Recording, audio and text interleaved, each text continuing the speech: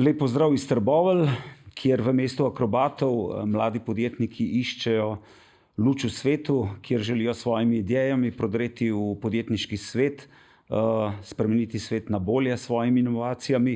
Eden od takih ljudi, podjetnikov je prav gotovo tudi Mark Pleško, ki je naš gost, ustanovitelj Kozilaba, ki je zrastel v mednarodno podjetje z več kot 250 zaposlenimi in je vodilno na svetu za razvoj programske opreme krmilnih sistemov za jedrske pospeševalnike ter protonsko terapijo raka. Mark Pleško sodeluje s številnimi mednarodnimi ustanovami od CERN-a do Harvarda in mogoče zaradi tega, kar začetek vprašanja in dober večer, kaj vas sploh še drži v Sloveniji? Ja, Slovenija, ne? Lejte, moja filozofija je taka, ne? Globalizacija je bila tisto, ne?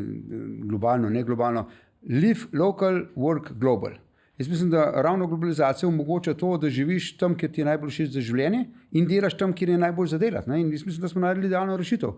Ampak kdo kaj proti Sloveniji? Roko gor. A je Slovenija slaba za živeti? A kje manjka nam Sloveniji? Evo, noben je dvignil roke, ne? Mogoče so službe malo slabe, ne? No, zato pa gremo ven, ne? Evo, in to je to. S čim se trenutno Kozilab ukvarja oziroma vaš oseben projekt? Kateri je zdaj ta trenutek, ki je najbolj v fokusu in je vam najbolj zanimiv in predstavlja največji izziv? No, mi imamo par pomembnih projektov, ampak v tem trenutku to vsaj za mene osebno najbolj pomemben projekt je sodelovanje z Mayo kliniko. Mayo klinika, Mayo po angleško, to je najboljša bolnica na svetu. Če vtipkate v Google Best 100 Hospitals in the World, bo to na prvem mestu pokazali, ne? In za njih razvijamo software, s katerim se naredi plan, kako se s protonsko terapijo zdravi raka. Zdaj, tukaj bi mogel malo razlagati, kaj je to protonska terapija, če vas zanima, me boste vprašali. Ampak v bistvu gre za en zelo kompleksen software, ki je neke vrste digitalni dvojček pacienta, kjer se vidi, kjer ima raka, kjer ima zdrave organe, in potem treba izračunati, kako ti jedrski delci grejo skozi telo in kakšno poškodbo delajo. Kako so prišli do tam, ne, da so ravno vas izbrali za to in kako bo potekalo to sodelovanje? Zdaj, tak software že obstaja, ne? Ampak v Mayo kliniki so razvili par novih metod, par idej imajo, ne? In so rekli, pismo, mi bi pa radi, da bi neka firma to vzela in iz tega naredila produkt. In nas poznajo tako, pač mi smo relativno znani v tej ozki niši, v tej družbi, ne? In so rekli, mogoče bi pa Kozilaba to zanimali in so prišli do nas in so rekli, tole pa tole je, lejte, mi smo pripravljeni nekaj plačati za to. V bistvu so rekli, mi bi lahko kupili en obstoječ komercialni produkt, za toliko in toliko denarja, ne? Ali pa vam damo isto količino denarja, pa vi razvijate, pa ste pa lahko celo lastniki tega softvera, nam boste plačevali neke te, ko se reče, tantieme, ne? Procente za naš del. Ne? In smo rekli, dajmo probati. Ne? Je pa seveda catch, ne? Mi vsega skupaj skozi razno delo, ne, bomo mogoče od Mayo klinike dobili pol tega denarja, ki je potreben za razvoj tega produkta, ostalo bomo mogli pa se sami zaslužiti oziroma sami tudi investirati. Pa kdo zdaj to razvija v podjetju? Vi ali vaši zaposleni? Ja, jaz nič ne delam v podjetju, jaz sem sam direktor, ne? To zmeraj govorim. Jaz pomenim, kaj se dogaja, vse ste ti svic, ne? Pa še enkrat na mesec pridem kje, poberem denar iz blagajne, vse naderem, dajte več delati, hvale narte, pa grem spet domov. Ne? Tako da ne, mi imamo ekipo 60 razvijalcev, približno, ki to res intenzivno razvijajo. In res vrhunski software dela to. Ne? Mislim, Američani so nam priznali, da toliko dobrih ljudi niso še nikoli srečali. Pa zakaj je ta vaša filozofija, ne, da ste, kot pravite, samo direktor? Ne? Ker veliko lastnikov podjetij ne spusti stvari iz rok, ne? Imajo občutek, da če ne bodo oni odločali, da se stvari ne bodo razvile v pravo smer. Ja, jaz bi rekel, da imam srečo. No, to je stvar osebnega karaktera, egota. Ne? Pač eni ljudje so, kako se temu reče, control freak, ne? Ali ima močan ego, da moram izbirati prvi. Jaz sem pa zgleda to srečo, jaz imam v sebi močan ego, zato da bi nekaj dosegel. Nimam pa vse tega egota, da bi hotel to imeti. To je tako, kot recimo Mona Lisa. Ne? Greste v muzej, pa gledate, pa je lepa slika, ne? Ampak se jo ni treba jo imeti doma, pa pri sebi na stenu obesiti. Protonska terapija zdravljenja raka, nam lahko razložite, kako to deluje in kje je drugačno od ostalih? Ja, torej tako. Mečkam bom na širok začel, tako da vemo. Ne? Torej, rak se v glavnem zdravi na 3 glavne načine. Jih še ne par, ampak 3 glavne načine so kirurgija, logično, ne? Če je rak, se ga zreže ven in to je to.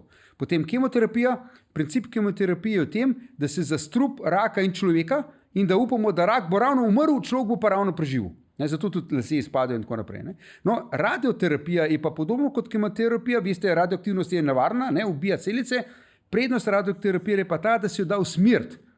Kemoterapijo vzamete strup in bo po celem telesu. In vam lasje izpade tudi, če imate raka, ne na prostati ali kjerkoli. Pa radioterapiji se pa da z rentgenskimi žarki ciljano streljati tam, kjer je rak. To je radioterapija. No, zdaj pa podveja radioterapije pa protonska terapija. Klasična radioterapija se uporablja gama žarke, rentgenske žarke, protonska terapija se uporablja pa protone, to so jedrski delci, ki so nabiti in se jih lahko z magnetnimi lečami zelo natančno usmeri točno tam, kjer je rak. Tako na milimeter natančno, recimo. Ne. Si predstavljate, da imate vi rak blizu srca in zdaj, če bi obsevali, bi sicer rak ubil, pa tudi srce ubil. Ni najbolj za pacienta, ponovadi vsaj ne. No, če imate pa protone, ne, pa lahko s protoni tako pociljate, da boste ravno rak zadeli, srca pa ne boste. To je eno. Druga velika prednost protonske terapije je za zdravljenje raka pri otrocih. Otroci so še posebej občutljivi na radioterapijo, zato ker vi sicer rak ubijete, ampak poškodujete žive celice, ne zdrave celice, ki se potem razmnožujejo in tudi ena majhna napaka v teh celicah lahko zelo hitro povzroči nov rak. Pri odraslih to ni to, ker se celice bolj počasi razmnožujejo, ne? Pri otrocih pa to zelo nevarno, protonska pa spet bistveno manj škode naredi. Ne? To je v bistvu ideja protonske. Povejte nam, katere in kakšne pa so še te inovativne medicinske naprave, pri razvijanju katerih sodelujete? Različno. Torej, mi smo začeli s tem, da smo razvijali software za jedrske pospeševalnike, za znanost, in smo se tam recimo naučili res delati krmilne sisteme za izjemno kompleksne velike naprave. Saj veste, jedrski pospeševalniki so relativno veliki, recimo enega imamo tukaj čez cesto, no, v Bazovici pri Trstu, tam je obseg 250 metrov, ima 300 magnetov, ki hitira krmilt, ne, v Cernu je 30 km obsega še večji. Ne. In smo se potem, smo se o tem naučili tudi take pospeševalnike programirati, s katerimi se zdravijo paciente. Tam je pa zahtevnost po kvaliteti software bistveno večja. Ne, če en znanstveni projekt delate, pa pač crkne pospeševalnik dol, pospeševalnik crkne, počakamo, pa se spet prižge. Če pa pacienta zdravite, pa pacient crkne, pa ni tako dobro. Ne? Tako da, po naših izkušnjah je tako, isti software razvit za zdravljenje, torej da ustreza standardom, je približno 4-krat več dela kot navaden software razvit. Pa ne zato, ker je toliko več dela na softveru, ampak ker treba že na začetku specifikacije natančno napisati, plan riziko, ne, kaj če se to zgodi, kaj če se tisto zgodi, potem testi, preverjanje, ali softver dobro deluje. Ne. No in to enkrat znaš za take kompleksne naprave delati, ne, praktično katerokoli medicinsko napravo mi lahko za njo softver razvijamo, ne, ker vemo, kako so te postopki. To so neki mednarodni standardi, ISO 13485, pa cel kup drugih standardov, ne, in ker jih obvladamo, te standarde lahko uporabljamo pri razvoju teh produktov. Ne. Zdaj vi razvijate tudi programsko opremo, ne, v tem postopku jedrske fuzije, ne, razvijate tudi nove generacije čiste energije. Ne. Zdaj ves svet se sprašuje, ne, kakšno energijo bomo uporabljali v prihodnosti. Kakšno po vašem mnenju? Torej, tako, nafte bo prej zmanjkalo, ne, to je jasno. Okay. Ne, jedrska energija, ta klasična, je mogoče dobro vmesna stopnja, ampak bomo pa naredili veliko teh radioaktivnih odpadkov, ker ne vemo, kam z njimi. Ne. Fuzija, to je pa isti tip energije, kot nastaja na Soncu, pa praktično, malo sem poenostavil, ne, iz vode delamo energijo. Torej, relativno čiste zadeve, stranskih produktov je zelo malo, hitro, kar je radioaktivnega, hitro razpade, tako da to je praktično neomejena količina energije. Ne. Tukaj se moramo samo še tako zdilati z Elonom Muskom. Ne. Elon Musk pravi, jaz sem za fuzijo, ampak jo ne rabimo nadelati na Zemlji, ker se že dogaja na Soncu in postavimo samo sončne celice, pa to energijo poberemo Sonca. Ne. Zdaj, evo, to je ta dilema. Ne. Ali je to dovolj? Pa pač na Soncu črpamo energijo Sonca, ali pa ponovimo nekaj podobnega kot na Soncu, vse v majhnem laboratorijskem obsegu, da nam da energijo, da jo sami krmimo. Ne. Koliko časa še rabimo, po vašem mnenju, da pridemo do tja? Zdaj, tukaj je ena taka znana šala, ne, tem se reče fuzijska konstanta, ne, da fuzija bo čez 30 let. In teh 30 let to govorijo že od 60 let naprej. Ne. Zato je to konstanta, ne zmeram čez 30 let. Ne. Ampak danes pa dejansko zgleda, da ne bo več teh 30 let, da je manj. Ne. Zdaj, največji optimisti pravijo, da bojo do konca tega desetletja, predvsem start-upi, ki se ukvarjajo s fuzijo, to pravijo, seveda morajo, ne, ker če greš k investitorju, ne moreš reči, da mi denar, pa čez 20 let bo mogoče delati. Ne. Čez 5-10 let boš imel že denar na mizi. Ne. Jaz bi rekel, v naslednjem desetletju definitivno se bo to zgodilo. Ne. Je bilo že par eksperimentov, dejansko, kjer so dokazali, da je šlo več energije ven kot so jo dali noter. Tako da očitno znamo fuzijo narediti, samo še ne v industrijski skali. Povejte mi, če se vrnemo nazaj k tem protonskem zdravljenju raka. Kje se uporablja in v resnici zakaj se ne uporablja v Sloveniji, če se ne motim? Torej, ja, zdaj tako, največja slabost protonske terapije je, da so naprave za protonsko terapijo bolj kompleksne, večje in zato tudi dražje, kot so naprave za konvencionalno radioterapijo. Ne? Poleg tega, ker so večje, je treba posebej zgradbo zgraditi. Tako da ena normalna radioterapija bi lahko za tam, minimum 2 milijona, rečemo, za 5 milijonov evrov lahko dobite na dobro napravo, ki bo zdravila paciente. V Ljubljani imamo, mislim, 10 že takih naprav. Morate sicer še zgraditi temu se reče bunker, en prostor, ker to je radioaktivno, da ne gre radioaktivnost ven, da zaščiti, bi rekel, zdravnike. To je tako, kot greste rentgen si slikati zubi, gre doktor ven pa vas slika, tle podobno. Ampak te bunkeri so standardni in zdaj, če kupite na novo napravo, lahko daste noter v isti bunker. Če hočete pa protonsko terapijo, morate pa posebej zgradbo sezidati. In zaradi tega je to drago. Na svetu je v tem trenutku približno 120 takih naprav v delovanju ali skoraj že v delovanju. Medtem, ko teh klasičnih naprav, mislim, pa je tam 11,000 ali nekaj takega. Tako da to je ta glavni faktor, je torej cena. Zdaj pa, če gremo na Slovenijo, mi smo, odkar se ukvarjamo s to tematiko, smo mi nekako zmeraj reklamirali, da bomo mi v Sloveniji nekaj takega narediti. In smo že skoraj do tega prišli. In smo tudi eno študijo naredili skupaj v sodelovanju z Onkološkim inštitutom. V Sloveniji imamo približno 15,000 ljudi na leto zboli za rakom, govorim na pamet, mogoče nisem čisto natančen. In ocena je bila od zdravnikov v Onkološkem, da bi približno 500-550 pacientov na leto v Sloveniji profitirali od tega, da se jih zdravi s protoni. Bistveno v primeravi z konvencionalno radioterapijo. Tako da po eni strani bi se splačali. Po drugi strani pa je to relativno kompleksen projekt in ta kompleksen projekt Onkološki inštitut sam verjetno ne bo mogel narediti. Mi smo se trudili, da bi pomagali, da bi to naredili, ampak pa smo imeli malo smole, pol je dr. Brecelj, ki ga sicer izjemno cenim, še moja mama je pomagal zdraviti, nekako po nesreči imel občutek, da gre tukaj za neko korupcijo, čeprav niti, smo mi denarno avtomatalno, tač nismo tega imeli. In veste, enkrat, ko to se začne malo razvijati, pol smo se nekaj s tem ukvarjati, ker ne bi da bi prišel v javnost s takimi nekimi čudnimi zgodbami. Povejte nam, kaj doktorja kemije zanese, oziroma kako vas je zaneslo v podjetniški svet? Doktor fizike. Fizike, pardon. Dobro, vse to isto. Ne. Velika razlika. Zdaj, ko gledam za nazaj, torej moj oče je ekonomist, še tako se je šalil, jaz pošten ekonomist in hoče pa biti fizik. Jaz sem hotel biti znanstvenik. Mene je znanost fascinirala. Jaz sem rojen leta 61, sem uživo spremljal to tekmo med Sovjeti in med Američani za na Luno. Mene je to fasciniralo. Sem gledal, kako je prvi človek stopil na Luno in mene znanost, take velike dosežki so me zmerno fascinirali. Zdaj, ko gledam za nazaj, pa ugotavljam, da pravzaprav sem izmeril sebi to biznis žilco, ker sem pač, podedel od očeta, ali sem se od njega naučil, tako da sem združil oboje skupaj. Pač to znanje fizike, znanje, kako narava deluje, pa bi rekel občutek za to, da kako iz tega znanja narediš nekaj praktičnega, koristnega, kar ljudi zanima. In ko ste ustanavljali podjetje, je šlo z vami kar nekaj mladih raziskovalcev. Študentov. Malo drugače bilo tako. Mi smo imeli že en projekt v sodelovanju inštitutu Jožef Stefan, pa en inštitut v Nemčiji, sedanji inštitut za tehnologijo v Karlsruhe. Tam sem pospeševalnik gradil in smo se zmenili, da bomo mi za njih razvili software, krmilni sistem. In smo dejansko, to je bil prvi deal, da je Stefan takrat dobil 700,000 mark denarja od tega nemškega inštituta za pokritje plač. To je bilo sodelovanje, brez dobička. Ampak na koncu smo začeli to delati študenti, tako da smo v bistvu ves denar uporabili za študentske in takrat, če je super, študentski servis smo, bi rekel, to dosta ugodno vse lahko naredili. In pa sem šel do direktorja Štefana in sem rekel, direktor, zdaj, tukaj imam fantastično ekipo, počas, eni diplomiral, eni magistriral, bo šli kam drugam, klep lahko res to ekipo imeli. Je rekel, Mark, damo ti, eno mesto mladega raziskovalca, enega doktoranta, moš pa ti 10 ljudi na Štefanu zaposliti. Pa sem rekel, ampak lahko bi celo s tem denar služili. Če pa denar, pejte čez cesto, Tehnološki park Ljubljana, inštitut Jožef Stefan je soustanovitelj, to bomo podprli, pejte klepa naredite biznis. Zdaj ne vem, a mi je verjel, ali pa mislil, da blefiram, pa je hotel mene, pa da vidimo, če je res. No in se rekel, super, hvala lepa. In tako se je pa začel. In to so bili študenti. Mislim, prve pol leta ni bil ben zaposlen,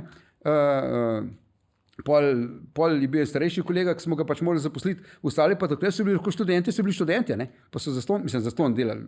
Vse to, startup je startup, ne? To pač prvo z minimalnim vložkom čim več narediti. Ne? In kakšna je bila plačna politika na začetku?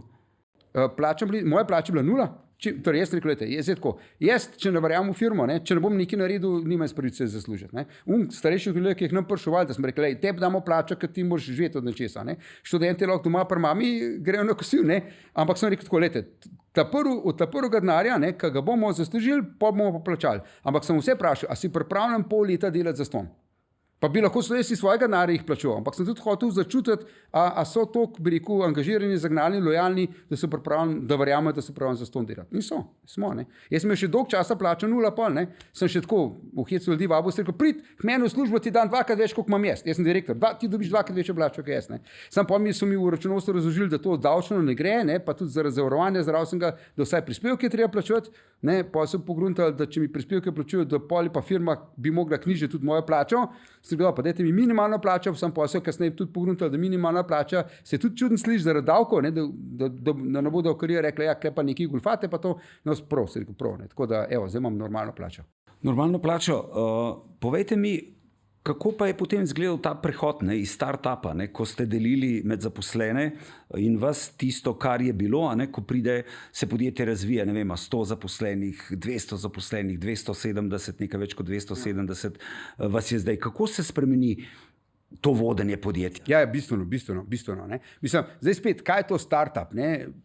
Jaz še zmeraj doživljam našo firmo kot startup, malo mogoče zaradi čustvenih razlogov, ne? Ker sem jo pač z njo gor rastel, ne? Po drugi strani pa tudi, recimo, če se primerja z DVSoftom, ki nas gostijo. DVSoft ima dejansko izjemno dober poslovni model, tudi če gledate njihov rast, je tako res, čist lepo eksponencialna. Imajo produkt, vejo, kje so njihove stranke in zdaj se širijo geografsko, količinsko in tako naprej. Mi smo pa mogoče malo bolj nori, pa delamo radi take znanstveno izzive, tam, kjer pa ni nujno takoj denar, pa tudi ni nujno, da bo naslednji projekt takoj zatem. Mi imamo ali preveč dela, pri en super projekt, dajmo se ga lotiti, ali imamo pa premalo dela, pa čakamo na neki tazga. In z tega vidika smo še zmeraj startup. Mogoče zdaj ta projekt za Majo, če bomo razvili z tega en dober produkt, ki se bo lepo prodajal, pa bomo pa mi podoben model imeli lahko kot DVSoft, pa sicer softverski, ampak isto z licenco. Evo, to je zdaj, kar se tiče te filozofije startupa. Seveda je pa jasno, dokler vse poznajo, se čisto drugače dogovarja, pa čisto drugače odloča. Pač tam smo se dobili na hodniku, 3 besede rekli, pa smo se nekaj zmenili, pa je bilo, zdaj so pa neki sestanki, pa recimo banalna zadeva.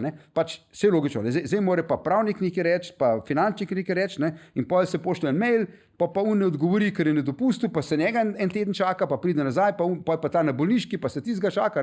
In pa je za ena stvar, ki bi se v 5 minutah odločil, traja en mesec, da sploh vsak to zve, kaj se dogaja. To meni osebno mimogrede boli, jaz nisem dober za to, priznam. In zato tudi delam na tem, da imamo profesionalni management, torej da so ljudje, ki so boljši menedžeri, bistveno boljši od mene. No, mogoče še to. Jaz mislim, da nisem dober menedžer. Jaz sem mogoče dober lider. Nisem pa dober menedžer. To je treba ločiti. Lider je eno, menedžer je nekaj čist drugega. Lider je človek, ki zna navdušiti veliko skupino ljudi. Tako, malo karizme, vice pojeti in tako naprej. Menedžer je pa nekdo, ki se ukvarja 1 na 1 s svojimi zaposlenimi, zato tudi en dober menedžer ima mogoče 5-10 ljudi po sabo, ne več. In jim pomaga, da dosežejo svoj maksimum. Torej, da ima potrpljenje z njimi, da tudi ugotovi, kje so dobri, kje so slabi, pa da se ne trudi jih izboljšati. To je naloga staršev pa šole, ampak da tam, kjer so dobri, jih ponuca, tam, kjer so slabi, in pa rad krije podvač povedan, ali pa najde nekoga drugega. In klej imam jaz mogoče malo premalo potrpljenja. Jaz sem tisti, hura, gaz, dajmo narediti.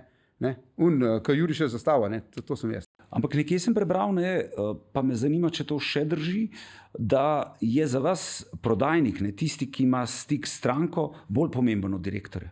Ja, absolutno. Zakaj? Seveda. V marsikateri firmi ima prodajnik boljšo plačo kot direktor. Denar je kri podjetja. In zdaj sta 2 človeka, ki denar pripeljeta v firmo. Finančnik, ta se ga mora sposoditi, ali pa fundraisati, pa prodajalec. Tako da je logično, da če prodajalec zrihta denar, hvala Bogu, da ga imamo. Vse mora biti dober. Zdaj, tle je velik debat, ali treba prodajalce fiksno plačevati, ali po bonusu, ali malo fiksno, pa malo po bonusu, in vsak ima neko svojo teorijo. Malo je tudi kulturno odvisno. V Ameriki so bolj agresivni prodajalci, so tudi bolj, bi rekel, ko se reče, mahnine na dar, no, po domač povedano. Tako da tam je bolj važno, da so ti bonusi, pa da so v bistvu eksponentni bonusi. Ne. V Sloveniji mogoče smo malo bolj socialni in malo drugačni, ampak jaz mislim, en dober prodajalec, tudi dober inženir, to zdaj ne pomeni, da je prodajalec več vreden od inženirja. Ne. Ampak inženir dobi neko zelo lahko kompleksno nalogo, ki jo lahko on korak za korakom izdela. Ne. Prodajalec je pa lovec, prodajalec gre pa tam, pa zdaj, a bo mamo ta ujel, a ga pa ne bo. Ne. In če ga ne, je problem. Ne. Zato je po mojem že prav, da je primerno nagrajen. Ste vi mahneni na denar, vas to žene naprej? Kaj vas žene naprej pri tem delu? Ker recimo vas ne najdemo na lestvici 100 najbogatejših. Lejte, jaz sem neskončno bogat človek. Jaz imam fantastično ženo, lepo ženo, sva že skrb 40 let, ali koliko bi mogel zdaj prav izračunati, no, pa sva še zdaj zaljubljena, se včasih obnašala kot najstnika, imam 2 zelo dobro vzgojena otroka, štirka dela doktorat, sin je magister v znanosti, tako bi rekel, prenesla kulturo, moja mama je stara 90 let, pa evo, še zmeraj se z njo ukvarjamo, je res taka prijazna gospa, imam eno majhno hiško na Krasu, pa psa, kaj pa še rabim v življenju? Mislim, vikendice nimam, zato ker sem mogel sam z njim ukvarjati, jadrice nimam, zato bi mogel na more hoditi pa brusati tiste školjke dol. Ne. To je za mene bogatstvo. Ne. In denar je prvič, nek minimum denarja rabiš za to, da prijetno živiš. Ne. Enkrat je pa Degel rekel, sej, več kaj zrezek na dan ne moreš pojesti, ampak če imaš malo več denarja, ti pol ni treba gledati, a boš ta zrezek ali on zrezek vzel. To je definitivno. Ne. Pa recimo denar je tako kot v športu, ne. Zdaj, kdo je boljši športnik, ne, recimo, ne, Dončić, ne, ali Djokovic, recimo, ne. Se ne da primerjati, ne, ampak lahko gledaš, ta je toliko zaslužil, ta je pa toliko zaslužil, ne. Evo, tako da denar je neka tako mera, ampak KPI, več kot to ni, ne. Neka poenostavitev, da lahko primerjaš zadeve med sabo, ne. Ne. In še to, no, mogoče denar, več kot tisto, ki ga imaš za sebe, ne, je način, kako lahko izvajaš oblast nad ljudmi. In to v pozitivnem smislu. Ne? Včasih so služne tepli, da so delali, zdaj pa rečeš, ti meni tole naredil, ne, to ti dam. V redu, za ta denar bom pa to naredil. Ne? Tako da v bistvu z denarjem lahko usmeriš ljudi, da delajo tisto, kar misliš, da hočeš. Ne? Sej, že Musk to dela, recimo, ne? Mogoče zdaj ni vsem všeč, ne? Ampak dejansko uporablja denar za to, da doseže, kar on hoče doseči. Ne? Ko ste omenili Muska, kako gledate recimo zdaj na to njegovo vlogo pri Trumpu, kot iz podjetnika je stopil v politiko, ne, delnice so padle zdaj. In kakšne bodo po vašem mnenju te posledice trgovinske vojne Trumpa s Kitajsko? In ali to vpliva tudi recimo na načrte vašega podjetja? Ne? Ker nekje sem bral, da je potencial za vašo rast en največjih na Kitajskem. To je bilo zdaj 5 vprašanj v enem stavku, tako da lahko gre po vrsti. Mogoče najprej, kako se nas tiče. Ne? Definitivno. Ne? Torej, mi smo v eni niši od niše. Ne? Če gledate, te znanstveni projekti so že niša, mi delamo pa software, ki je spet neka majhna niša v tem. Pa radioterapija isto. Ne? Radioterapija je niša v zdravljenju raka, mi smo pa v protonski, ki je še niša v niši. Ne? In se, kako lahko rasteš v eni niši, tako da moraš biti globalen. Mi smo takoj, ta prvi posle, ki smo jih delali, so bili z Japonci, recimo. Ne? Zato, ker pač v Sloveniji sploh nimamo strank. In tako da mi seveda profitiramo od globalizacije. Za nas je najboljši črk odprt, ne? Po drugi strani nimamo noč časa, da bi se kdo nas bal, ne bojo se Kitajci za to carini dvignili, da ne bi Kozilep zdaj izvažal svoj software k njim, ne? Ali pa kdorkoli, ker smo mehni in nepomembni. Ne? Ampak seveda, če se to zgodi, imamo kolateralno škodo. Zdaj, zaenkrat, hvala Bogu, so carine napovedane samo na blago, ne na software, ne na storitve. Ne? Tako da zaenkrat, ampak ja, tudi mi se z Američani pogovarjamo, pa meni ve, kako bo pa kamo naredili. Tako to je definitivno, to je največji problem po mojem, ta negotovost, recimo. Ne? Sve ste Slovenci, mi smo se zmerno znajdli, ne? Pa smo bili v komunizmu, pa v kapitalizmu, pa smo švercali, pa nismo, pa smo šli v Trst, po kavbake, pa tako naprej. Ne? Sam vedeli smo, kakšne so pravila. Ne? Problem je, če ne veš, kakšne so pravila. Ne? Če pa veš, se pa znajdeš. Ne? Tako, to je to. Pol, kar se tiče Trumpovih teh carin, pa tako naprej. Kakšen bo rezultat po vašem mnenju? Zdaj v resnici ne vem, ampak sem pa tako, da sem probal razumeti, sem bral pa podcaste, pa karkoli. Dejansko Trump, po moje, in njegova ekipa ima čist drug cilj. Oni hočejo spremeniti Bretton Woodski sistem svetovne trgovine, ali pa sploh svetovnih finančnih odnosov. Torej to, pa mednarodna ustanova in tako naprej. Ne. To je bil pač ta povojni sistem, povojni red, kjer so Američani kot nek benevolentni zmagovalec rekli, se je v bistvu nam v interesu, če mi mečkem popustimo, zato da bodo dali mir. Ne. Trump ima pa mečkim drugačno logiko, zdaj, aj pravilna, ni pravilna stvar debate, njegova logika je pa taka, če si močen, zakaj ne bi ti svoje moči izkoristil, zato da maksimizira svoj profit. Tako so delali imperiji z mirom, tako verjamem, da je tudi on delal kot nepremičninski tajkun v New Yorku, pač, dokler si ti v prednosti, izkoristi svojo prednost maksimalno. Zdaj, koliko bo pa uspel, je pa vprašanje, namreč spet, to vsi bolj vejo, kje jaz. Amerika je številka 1, ampak vsi ostali skupaj so pa več kot Amerika. Tako da zdaj vprašanje, a jim bo to uspelo. Po moje delajo napako, ampak spet, v končni fazi dve napaki delajo. No? Eno je to, da so se spravili na cel svet, drugič pa, tudi če hoče spremeniti gospodarski sistem pa svetovni red, jaz ne bi začel z carinami. So po moje druge metode.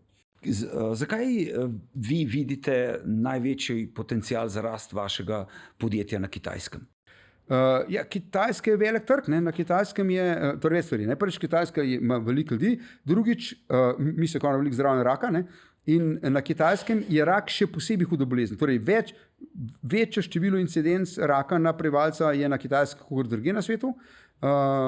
Mislim, da kako z enih 8 milijonov ljudi ali Kitajcev vsako leto na Kitajskem zboli za rakom.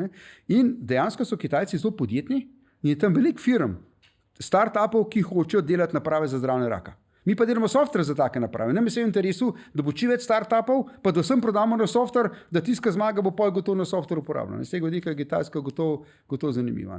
Pač Evropa pa Amerika imamo, kar imamo. Tudi so že utečeni igralci, oni vprašanje, če bo na software kupili, bo rekli, ja, imamo svojega, mogoče boš boljši, ampak mi vse hočemo svojega. Kakšna je pa recimo razlika, poslovnega sodelovanja, poslovanja, plasiranja vaše programske opreme, ne vem, na ameriškem trgu, na japonskem trgu ste prisotni, potem so tukaj Kitajci, Evropa, Švica. Kje so te bistvene razlike ali jih pač ni? Ko pristopite recimo k prodaji, ko odpirate trge, ko se dogovarjate za posel? V vsaki kulturi se treba prilagoditi, logično. Podporo je, moraš pokazati spoštovanje do človeka, s katerim se pogovarjaš. Tako, to je podprlo. Njemu osebno. Potem moraš spoštovati njegovo kulturo, njegov način dela. Samo moraš pač prilagoditi. Recimo na Japonskem, Američani tako prideš, jaz bi to, ti bi to, v redu, kupaš, ne kupaš, deal, roka, gremo. Recimo, na Japonskem tako ne deluje. Na Japonskem morajo te ljudje prvo spoznati. In tam traja lahko par let, Japonci pravijo temu, da napolniš zunanji, kako se reče, jarek, grajski jarek, pa še notranji. Japonski teli gradovi, njihovi tisti stolpci, so imeli 2 jarka. In ko so jih oblegali, so ta prvo nasuli zemljo ta zunanjega, da so prišli čez, pa še to notranjega. No in isto tako v biznisu. Ti moraš ta prvo počas malo okolišiti, po slovensko, se to dobro slovenčno okolišiti, pa da se malo spoznaš. Na Japonskem recimo je zelo nevljudno reči ne. Ampak ne samo to, ampak tudi zelo nevljudno človeka prisiliti v to, da mora reči ne. Torej, če jaz Japonca vprašam, a ti to hočeš, pa on tega noče, je to izjemno nevljudno. Ker sem ga prisilil, da bo mogel reči ne. To je, da moram se z njim dobiti, pa malo klepetati, kako bi pa to izgledalo, če bi se nekatere bolnice to imajo, kako bi vi na to gledate, skratka, tako malo, In to je značilno za Japonce. Oni imajo sestanke, kjer govorijo, pa beneč konkretnega ne pove, pa počasi instinktivno, ker je pač njihova kultura, začutijo, kakšno je njihovo večinsko mnenje, pa se bo vsi strinjali, pa se bo vsi za, pa grejo gas v eno smer. In to je treba razumeti, in če na tak način delaš, si lahko tudi na Japonskem uspešen. Kitajci imajo spet malo drugačno kulturo in tako naprej, tako da to je definitivno pomembno. Zdaj pa, ker smo pa tako majhni, je pa spet težko imeti, pa kaj je tako unikatno to, kar mi delamo, je pa težko imeti v vsaki državi nekega lokalnega prodajalca. Imamo na Japonskem enega Japonca, imamo na Kitajskem enega Kitajca, zato da nam pomaga, ampak na koncu moramo mi priti kje, naši inženirji razlagati, kaj sploh delamo. Tako da, spet se moramo malo prilagoditi. Drugače pa super na Kitajskem, vsaj polkete na večer peljejo, to pa je požrtija. A je? Kitajska hrana, na Kitajskem, mislim, to je čisto drugo, kar v Sloveniji ni kitajske hrane, to je pač evropska hrana, ki je tako malo narejena. Res, mislim, Kitajci so vrhunski kuharji in tudi zelo socialno je to. Spet, Kitajska, mi imamo ta, bi rekel, ko se reče, rule of law, vladavina prava. To pomeni, mi dva se nekaj dogovoriva, podpišejo pri notarju magari, in pol to velja, in če se vi tega ne držite, vas jaz lahko tožim. Kitajska nima toliko te tradicije, se imajo sodišče in tako naprej, ampak tam ni tako enostavno svoje stožiti. To pomeni, ti moraš prvo človeka spoznati, pa ga začutiti, da je res pošten, pa etičen, ne? In potem delaš lahko z njim biznis. Ne? Šele takrat, ne? To pomeni, da moraš ti z njim na večerjo, ga spoznati, magari skrb greš na avion, pa avion zamudita, pa vidiš, kako odreagiral. A bo on sebe rešil, pa kupil karto zase, ali bo z oba, ali bo prijazen, take stvari. Ne? No in zato tudi Kitajci recimo rabijo več tega komunikacije, preden greš. Ko ste mi to povedali, se spomnim zgodbe izpred leta enega od slovenskih podjetnikov, ki mi je v eni razpravi dejal, da je imel na Kitajskem odprl tovarno, tam so izdelovali dele za avtomobilsko industrijo, ampak čez 2 leti je ta direktor Kitajc, ki ga je on postavil, ko je prišel na obisk pogledati, če firma dobro deluje, mu je samo rekel, 2 izbiri imaš, ali mi prodaš za 2 milijona, ali pa bo naslednji mesec stala tukaj podjetje, ki bo delalo isto. Tako. Tega recimo v Evropi ni. Lete tako. A je to samo mi, da tega v Evropi ni? Moje stališče je tako. Na Kitajskem je več barab kot v Sloveniji, ampak tudi več poslovnjakov kot v Sloveniji. Sam najdete jih je treba. Valjda pa je, koliko imamo zgodb, ko so tujci prišli v Slovenijo, pa si jih nategnili na suh. Se ste vi verjetno še o tem poročali, na Pop TV. Ja, pač priješ enemu, ki je baraba. Je pa logično, da barabe se bojo prej naprej silile, pa bojo, mi te vse zrihtamo, pa se obljubijo, pa nizka cena, pa tako naprej. Tako da, jaz bi rekel, da gotovo je poslovna kultura drugačna v Sloveniji kot na Kitajskem, ampak mislim, da na Kitajskem je spet ta guanxi, to je to, poznavanje, veze, je bolj pomembno. To pomeni, da če ti enega človeka s pogodbo prisilaš v neki, on bo rekel, jaz sem podpisal pogodbo, da sem ti v to prisilo, ampak v resnici jaz nisem v to verjel. Ampak če pa on verjame, če se pa pogovoriš z njim, če pa začuta oba, da to je to, potem se bojo pa tudi tega držali. Spet, kokardono, ampak to pošteni ljudje se bojo držali. Ampak še enkrat, tam je veliko ljudi. In kako vi, ki pridete v Beijing, veste, ali je poštenjak ali ni poštenjak. To je umetnost. Kako ste vi razvili to umetnost, da znate presoditi? Ja, se ne znam, verjetno. Tudi zdaj sem se opekel, tu sem se kdaj opekel. Moja logika je taka, to je pa teorija iger. Prisoner's dilemma, če poznate dilemo zapornika. Torej, to je tako. Če vi z enim človekom imate enkratno interakcijo, enkrat, potem je v interesu unega človeka, da vas nategne. A je tako? Pač vi pridete k meni, nikoli od mene kupite, zakaj bi jaz vam dal nekaj dobrega, čau, vas ni več. To je, po teoriji igre je to najboljša taktika. Če pa mi imamo vsakodnevno interakcijo, se mi pa ne splača, ker če vas enkrat nategnem, a se mi boste zelo maščevali, a pa saj na avtem koleč k meni prišli. Torej se splača biti pošten. To je ideja. Pošteno se zgradi takrat, ko imamo večkrat interakcijo. Mi grede, narava to ve in je dejansko naredila eksperiment, ustvarila ljudi in dejansko mi ljudje se obnašamo najbolj točno po teh zakonih teorije iger. Ker je evolucija. Ljudi tako pripravljati je tisti, ki je bil največja barava, so ga izločili, tisti, ki je bil preveč prijazen, so ga izkoristili, mi smo pa nek optimum, malo pošteni, malo nepošteni, malo egoisti, malo altruisti in tako naprej. Malo ponostavno, ampak dejansko evolucija je nekako najde to optimum. No, če gremo nazaj na to, najboljša taktika pri večkrat interakciji je ta, da ta prvi si ti pošten. Pol pa kopiraš tisto, kar ti drug do tebe naredi. Torej začnem in sem do vas pošten. Če boste videli mene zdaj pošten, bom tudi jaz naprej do vas pošten. Vi boste videli, da se splača biti pošten, priješ ko pošten, bom ti jaz spet pošten. In bo skozi poštena. Če me pa vi recimo enkrat nategnete, prav dobro, ta tip je barabo redo, kam tudi jaz nategnem. In to je to, jaz začnem prijazno. Za nekim vložkom, ki je dovolj majhen, da če ga izgubim, je to pač cena, ki jo plačam za to, da sem tega človeka testiral. Sej, tudi če greš na psihotest, morate plačati 1000 evrov, da oni naredijo kompleten psihotest. Jaz sem pa plačal 1000 evrov v biznisu in če bom pa za 1000 evrov nategnil, pa vem, da me bo gotovo pri tem velikem projektu nategnil. A imate v podjetju še osebo, ki je odgovorna za počutje in zabavo zaposlenih? Ne, mi smo, ko smo bili startup, smo imeli CPO, Chief Party Officer. Kaj je bila njegova vloga in zakaj ste ga sploh imeli? Ja, ta človek je tudi normalne stvari delal, tako da logično. Ampak pač ideja je bila, mislim tako, mi smo pač hoteli res imeti firmo, kjer mi delamo z veseljem in z dobro voljo. Torej, to je en tak citat enega znanega ameriškega podjetnika, je rekel, največji kapital moje softverske firme so ljudje. In ta kapital gre vsak dan ob 5 domov. In jaz se moram zelo potruditi, da bo 9 zjutraj naslednji dan spet nazaj prišel. In to je to, da se pa spet, tle doskrat delamo napako. Starši tudi. Eno je razvajati, jaz nočem ljudi razvajati. Ljudje prijo v službo zato, da kaj naredijo. In treba delati, ni zdaj, da bomo tukaj film se igračkali. Ampak hkrati to delo, ki je treba opraviti, ga lahko opraviš s trpljenjem ali pa z veseljem. In to je bila ideja. Ne? Kako ustvariti delovno okolje, kjer se ljudi dobro počutijo. Zdaj, če gledate klele, pa moje sadje, pa to, pa kavice, pa vse to zdaj vsi delajo. Ne? Mi smo pa mogoče mečkim prej s tem začeli. Ne? Še drži, da ni pravega kozji lebovca, ki ni prespal na službeni poti z vami v hotelu. Ne. To ste povedali pred 8 leti. Ja. Torej, tako, jaz sem pač krtica, pa ko smo bili startup, pa moja startupska mentaliteto smo pa zmerno šparali. In pa smo, ne, bila konferenca, pa hotel konferenčni je bil 600 €, to pa nam dal. In pa smo radili nekje pač v enem tam 3 ulice naprej in hotelčiš, tak ne mehen, in smo pač bukirali pač dvoposteljno sobo. In se je skazalo, da je bila to zakonska postelja. Ja, prav pač, kaj smo zdaj, bomo eno noč bomo pa že zdržali. Tako da, evo, veliko takih zgodb. Enkrat sem v Mari spal, recimo. Ne. Res, kje? Ja, prav to pravi. Kako je prišlo do tega? V Ameriki, ne. Ja, to je tako. Protonska terapija, ena res dobra stranka v Bostonu, v Ameriki, smo veliko za njih delali in smo imeli prav ekipo tam, za pol leta, ne vem koliko časa so bili tam, in ne vem, 3-4 ljudi so bili tam stalno, ki so delali. Ne.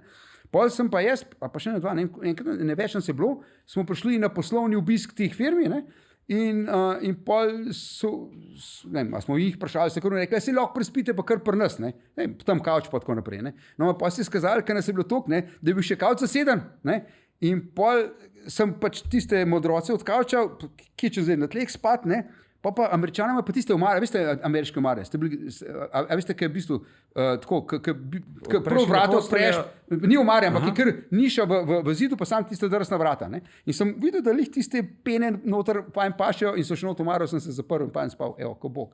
Ne? Pa še legenda je nastala s tem. Res je. A si še vedno, legenda je tudi to, da ste si sami planirali službene poti, si jih še vedno? Ja, to pa absolutno. Jaz imam tako čudne... Zakaj, recimo? Zdaj tako, prvič, ne, mogoče niste še opazili, pa ste že, jaz sem pač ekscentrik, ne. Danes nisem niti še veliko takih pokov, ampak ponad pač živim na Krasu, recimo, in tako naprej. Ne. Tako da sem ponavljal ekscentrik, mal rekel, ti si odbit znanstvenik, ne, sem bil že prej, pa sem še zdaj, ne, in pač imam neke čudne kriterije, kaj za mene je optimum za pot. In to Tanica nikoli ne bo pogruntala. Ne. Ona se umatra, Mark, sem ti najdel ful dober let, ja, ne vem, sem pa prišel pa srednjo čike, to se mi pa ne da. Ne. In zdaj tako, optimiram na to, da je let čim krajši, da čim manjkrat za prestopati, da ne čakam preveč na letališču, ampak tudi, da ni prekratek čas za prestopati, če avion zamudim in tako naprej. Ne. In to ne zna optimirati, to moram sam. Ne. Jaz pač vidim, grem kje, pogledam možne lete, ta je zaradi tega dober, valjda pa iščem najcenejšega, še zmeraj sem škrtica. Klej gre v bistvu bolj za športni izziv. To je tako računalniška igrica, pač optimiraš na nekaj, ne. Jaz pa optimiram na to, da najdem najcenejšo karto, ki je še v redu. Katero napako pa ste recimo pri vodenju podjetja, recimo ko pogledate nazaj, največkrat ponavljali? Ja, največja napaka je ta, da sklepam iz sebe na to, kakšni so drugi ljudje. In to je zanimivo, ne? Kadar prodajam, se znam zelo dobro živeti v stranko, ne? In probam jo razumeti in tako naprej. Ne? Pri sodelavcih nekako pa bolj pričakujem, da valjda štekajo, pa valjda so taki keste. Implicitno, ne? Ker zdaj ste, če nekdo tvoj prijatelj, pričakuješ, da enak razmišlja kot ti. Ne? Zdaj, moji sodelavci so za mene moje prijatelje, ne? In tukaj sem veliko napak naredil, ne? Definitivno. Ne? Tudi sem po moje prezgodaj dal mladim ljudem nekaterim odgovornost. Ne? Jaz sem razmišljal tako, če daš ljudem odgovornost, se bojo odgovorno obnašali. Ja, če so to ponavadi odgovorni ljudje. Ne bojo pa ljudje, ki nekako niso odgovorni, zaradi tega rata odgovorni, ker ne daš odgovornost. Isto razdelicam. Ko smo firmo ustanovili, je vsako teh študentov, ki so bili zraven, dobil 5% delež v firmi. Ne? Pa so meni odsvetali, da je to neumnost in tako naprej. Ne? In dejansko vidim, eni je to motivirali. Eni so samo zaradi tega sploh ostali v firmi. In kolega, ki je rekel, jaz bi šel delati doktorat, zelo uspešen, zelo brihten fizik, ne? Ampak evo, za delež v firmi me pa zanimali. Ne? Eni so bili pa živčni zaradi tega. Recimo en kolega, enkrat smo imeli eno krizo, leta 2022, neki eni startupi nam niso plačali, ne? In on je prav rekel zamrznut, tako kot noj. Sem zračunal, da vsak dan zgubim 5,000 €. Ja vem, kaj pa takrat, ko si jih pa milijone zaslužil, ne? Kaj pa na to? Gledaš, ja, ne, mislim, pač to je moja napaka. No? Tako in zato pravim, da jaz nisem tako dober menedžer. Ne? Jaz imam neko vizijo in to vizijo probam ljudem prodati. In zato sem dober prodajalec, ker mojo vizijo ljudem usilim. Ne znam pa njihove vizije razumeti, pa jo pa nekako kot jiu-jitsu naprej uporabljati.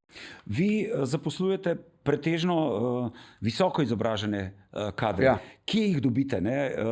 In kako jih zaposlujete? Imate tudi vi problem v podjetju z begom možganov, na to opozarja? Skroženi možgani, recimo. Ne? Aha, vi rajte izraz uporabljate. Ja, mislim, ne, beg možgani je to, da grejo ven iz Slovenije. Ne? Tako? Ja, tudi grejo, recimo, ne. To me zanima, predvsem to, ker pravijo, da grejo iz Slovenije ven. To me predvsem zanima. Okay. Se soočate s tem ali ne? Pred leti namreč ste dejali, da s tem nimate problema. Ko smo bili startup, logično je tudi ta kultura bolj povezana, ko vse poznajo, zdaj ne boš kolege pustil tam se matro, ti pa nekam greš. Zdaj smo pač smo relativno velika firma, tudi eni bi tako, uni bi drugač, nismo več vsi enotni, zdaj postopek tudi ponotanje, bolj kompleksen, strategija gor, strategija dol. In uni, ki bolj startupovsko razmišljajo, grejo raj mogoče kam drugam. En kolega, ki je celo soustanovitelj Kozeleva, so ga poklicali iz Google, so ga headhuntali in je on mene prosil, da mu napišem priporočilno pismo za Google. So rekli, če te Google kliče, ja pa kje pa se še kaj naučil, ampak prid nazaj. No zdaj se menilo, da bo prišel nazaj. Je šel v Švico, ta Google center, se tam res veliko naučil. Relativno mlad človek je šel, zakaj pa ne? En drug zelo lanske, tudi genialc fizik, on je zmeraj sanjal, da bo delal za Nvidio in so ga dejansko povabili v Nvidio, da gre kje kuda programirati. Za nas je ful dobro stvari naredil, tudi na tem Maju projektu je delal in bil tam pol leta v Uniji, so bili navdušeni nad njim. Ampak seveda, če ga Nvidia povabi, pa niti ne gre zaradi plače, ampak zato, ker pač to najboljša firma, najboljši projekti, logično, da bo šel. Ampak tudi mi kdaj kakšnega tujca dobimo. Kad dobite koga, recimo? Iz katerega dela? Pa skjerkoli. Južni Afričan, recimo, je prišel k nam. Tako, ali pa Nemc. No, tle moram priznati, in zato sem fasil. Ampak s čim jih privabite? S tem, da ste tako uspešni, da ste vodilni, recimo? S Slovenkam. Zaradi tega sem fasil. Edini shitstorm, ki sem ga v življenju dobil na X-u, pa hvala Bogu, jaz nisem na X-u, tako da niti ne vem, takrat je bil še Twitter, ampak so mi eni povedali, je to, da so mi v enem intervjuju rekel, da največ tujcev smo pridobili Slovenkam, pač on se zalup v eno Slovenko, pa išče firmo, kjer se govori angleško, prvo se pač govori angleško. No in to nekako sem enkrat v enem podcastu, ali nekje sem to rekel, pa je en tak Pametnjakovič na X, na Twitterju se šel zgražati, in pa je to malce da zaokrožil, češ, kako pa lahko je ta zga rečeš. Ampak ja, mislim, pač vse kaj. A je to kaj slabega? Kdo od vas tukaj ima težave s Slovenkom? Evo. Ja, vsak svoje, pa ne z drugimi. Res je. A je pri vodenju podjetja tudi kaj politike? Absolutno. Beseda, ne partijske politike, mislim, te naše slovenske, ker še zdaj ne vemo. Pa je Slovenija fascinantna. Slovenija je edina država na svetu, ki še zdaj se ne znamo zmeniti, ali smo zmagali, ali smo izgubili drugo svetovno vojno. Tako da se nočem s to politiko ukvarjati. Ampak beseda politika pride iz grške besede polis, mesto. Torej v trenutku, ko je več ljudi, je več interesov in se treba pač nekaj ukvarjati. Zdaj, marsikdo od mojih sodelavcev bo rekel, ne, mi pa v Kozelebi se ne gremo politiko. Ampak s tem, ko to reče, se že gre politiko. Ja, mi pa ne, mi smo pa vsi pošteni, mi si vsi zaupamo. Ja, pismo ne, pač jaz bi drugače, kot ti naredil, dajmo se pogovoriti. Zdaj, kar namaram je zahrbtna politika. To je to, da pač provaš, ampak na koncu, prav to, jaz pravim nekaj drugega, pa grem pa valjda enega tretjega vprašati, daj, pomagaj mi unga prepričati. In to je za mene že politika. Kaj pa slovenska politika? Vas sploh kaj zanima? Vas zanima, kdo vlada? Kako ste do slovenske politike? Zdaj tako, valjda sem prijatelj z vsemi, mislim, jaz sem gospodarstvenik in to dobro delam, mislim, da to tudi dobro delam v korist Slovenije, politiki pa upam vsaj dela dobro politiko v korist Slovenije. In če bomo mi dobro delali gospodarstveniki in politiki bojo dobro delali, bo v Sloveniji boljše. Jaz spoštujem vsakega, ki je v politiki, zato ker ga spoštujem, da svoj del dela dobro. Po drugi strani pa, kdo je že rekel, če le soden je kopiter. Jaz lahko sodim druge gospodarstvenike, politike pa ne morem soditi. Recimo zdravstvo, tak dober primer, se meni zdi. Še enkrat, jaz zaupam v dobro ljudi. Jaz verjamem, da večina ljudi dela dobro in v veri, da dobro dela. Zdaj recimo zdravstvo, se kregamo, a ćemo imeti državno zdravstvo, ali ćemo imeti privatno zdravstvo. In pač, ja, in levica in desnica hoče imeti dobro zdravstvo. Pač desnica misli, da če bo privatno, bo zaradi tega boljš, levica misli pa, da če bo državno, da bo boljš.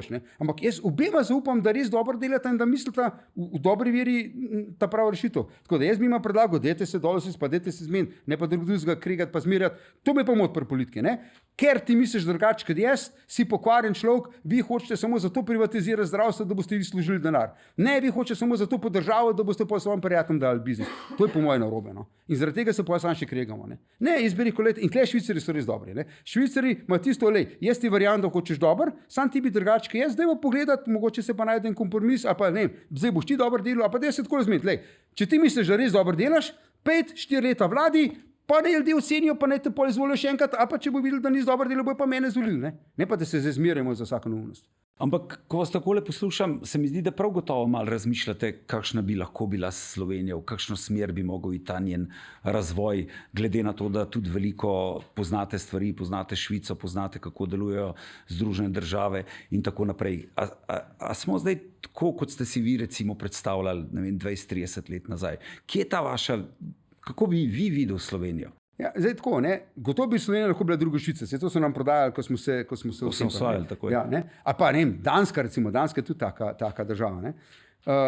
Ampak po moje enostavno kultura, ki jo imamo, pa mindset rečemo temu, nam to preprečuje. Mi gre tako, Slovenci se bomo zmeraj znajdli, a pa zmeraj se bojo nekateri Slovenci znajdli. Tako da tisti, ki so podjetni, ali bojo švercali, tako kot Martin Krpan, ali bojo pa naredili svojo firmo v Dubaju, pa nekaj bo že naredili. Kar jaz pogrešam je to, kar bi si je želel, je to, da rečemo, dajmo mi ta dobre podpreti, da bojo še boljši, hkrati pa od njih zahtevati, da tiste, ki niso tako dobri, za sabo potegnejo. Glejte, v Sloveniji imamo morda koliko 700,000 delovnih mest ali nekaj takega, 800. Tako je. Koliko? 700,000, Tako.